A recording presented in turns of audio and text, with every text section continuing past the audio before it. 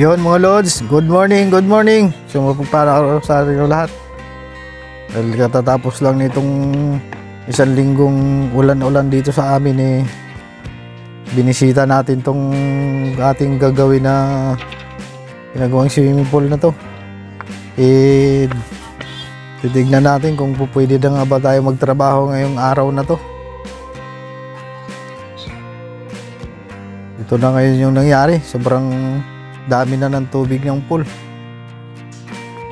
Yung mga ginawa natin ng mga nakaraan, itong pebbles na to, hindi pa rin tapos yung doon sa may existing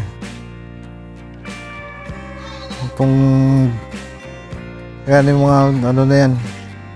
Itong mga kasamahan natin mukhang busy dito sa kabila dahil dyan sila mag-layout ng pavilion na gagawin.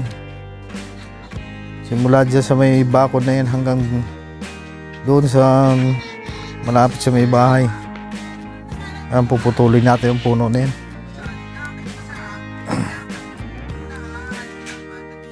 Tsaka dito sa may lugar na to maglalagay tayo ng powerhouse dito.